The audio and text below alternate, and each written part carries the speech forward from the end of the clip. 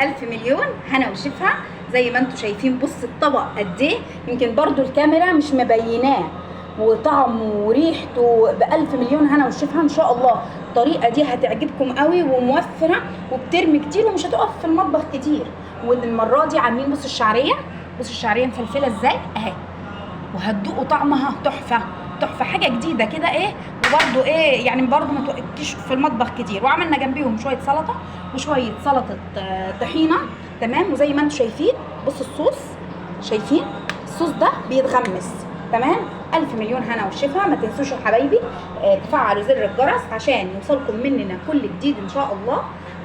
وتشير الفيديو عشان نوصل لاكبر عدد من المتابعين. وما تنسونيش حبايبي في التعليقات. السلام عليكم ورحمة الله وبركاته. أهلا وسهلا بيكم حبايبي في قناة سر وصفة ماما. إن شاء الله النهاردة حبايبي هنعمل أكلة بسيطة بس مش مكلفة، وهترمي معانا كتير وهتعجبكم إن شاء الله. هتعملي إيه النهاردة؟ هعمل جايبة شوية كبد وقوانص، هعملهم بدبس الرمان. اتفرجوا بقى على طعم الكبد والقوانص بدبس الرمان، رايحة في مكان تاني خالص، فان شاء الله هتعجبكم. وهعمل جنبيهم شويه شعريه بالكاري تمام مكان الرز تمام. طيب انا مقطعه بصل جوانح ابيض واحمر، ومقطعه فلفل صغير زي ما انتم شايفين، ومعايا 3 فصوص ثوم مدقوقين او مفرومين تمام. ومعايا كمون، كزبره، فلفل اسود، بابريكا، بصل بودر، ثوم بودر. ورئيس الوصفه دبس الرمان، ومعايا طبعا ملح تمام. اما الكاري ده بتاع الشعريه تمام. دلوقتي هسخن طاسه على النار وهحط فيها الزيت وهوريكم هنعمل ايه. حبايبي ادي الطاسه على النار اهي، حطيتها على النار وحطيت فيها حبه زيت تمام. هتسخن عشان هبتدي اوريكم هنعمل ايه تمام. انا دلوقتي تمام حابه اوريكم ايه، حبه تكات شويه. ايه هي؟ انا بفرفط البصل اللي هو الجوانح اللي انا قلت لكم عليه، وبحط له شويه ملح وشويه ايه فلفل تمام اهو. وهسيبه حبه عشان انا عايزاه ينزل ميته عشان ايه تنزل على الكبده وتبقى ايه تطعم بالبصل تمام. ودلوقتي هوريكم انا ايه هنزل الكبده في الزيت. اول حاجه كده الزيت سخن معانا، اول حاجه هنزل بالقوانص تمام اهو. هنزل بالقوانص الاول زي ما انتم شايفين تمام. هنزل بالقوانص كلها وبعد كده هوريكم هعمل ايه تاني. زي ما انتم شايفين هم خدوا صدمه من ناحيه وانا قلبتهم على الناحيه الثانيه تمام. وهم في نفس الصدمه كده هبتدي ارمي عليهم الكبده تمام اهو اهو تمام. هبتدي ارمي عليهم الكبده. خليكم معايا عشان اقول لكم ايه هنعمل ايه تاني عشان في تكات مهمه. زي ما انتم شايفين عقبال ما الكبده تتقلب في الزيت، انا معايا شويه زيت هنا حطيتهم في الحله وهحط فيهم الشعريه تمام. زي ما انتم شايفين كده هديهم تشويحه لحد ما تحمر معانا تمام. وهوريكم هنعمل ايه تاني. زي ما انتم شايفين الشعريه اتحمرت معانا، هبتدي احط لها ايه التوابل بتاعتها وحته شطه صغيره تمام. وهبتدي احط لها الملح كده وانا بقلب برده عشان تاخد الطعم بتاع الكاري تمام. احط لها الملح بتاعها تمام وهديها تقليبه في الكاري، وهبتدي ايه اطش الشعريه بالميه تمام.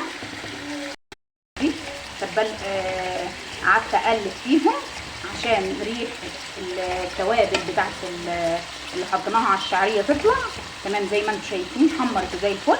هبتدي ايه احطها بالميه تمام زي ما انتم شايفين كده اهو. عقبالك ان شاء الله ما تستوي نكون خلصنا. انا لسه الكبده اهي على النار تمام. هقول لكم هنعمل ايه تاني بس ايه تاخد سوا شويه. زي ما انتم شايفين انا الكبده قدامها دقيقتين وتطلع، فقبل ما هطلعها هعمل ايه؟ هحط البهارات اللي انا قلت لكم عليها دي كلها، هنزلها عشان برضو اديها تشويحه معاهم عشان ياخدوا نفس الطعم تمام اهو. وهحط لها برضو حبه ملح تمام اهو.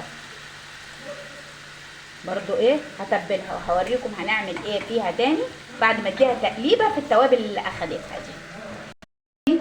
قبل ما اطلع الكبده برضو هعمل ايه، هحط الثوم اللي انا هرساه برضو في نفس ايه الصوص اللي نازل مع الكبده والقوانص. تمام زي ما انتم شايفين كده، مش هقلبه غير اما ياخد ايه من طعم الصوص شويه، وبعد كده ايه اقلب وهقول لكم ايه هنعمل ايه تاني.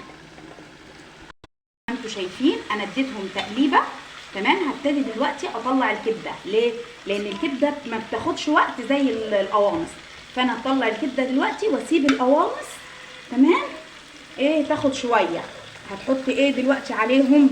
انا خلاص طلعت كده ايه الكبده زي ما هما كده، هبتدي انزل عليهم بالبصل. تمام اهو البصل اللي انا وريته لكم اهو. تمام وهديهم برضو ايه تقليبه زي ما انتم شايفين. انا البصل دبل معايا خالص، هبتدي احط عليهم الفلفل وبرضو هديهم تقليبه ماشي واركنهم.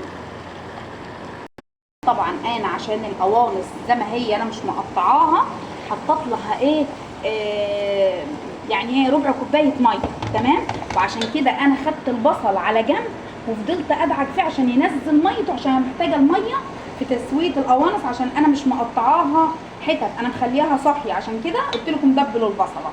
تمام دلوقتي خلاص فاضل لها ايه حاجه بسيطه، فانا هحط الكبده اللي انا طلعتها تاخد الحبه البسيطه دي معاها عشان ياخدوا الطعم من بعض. تمام اهي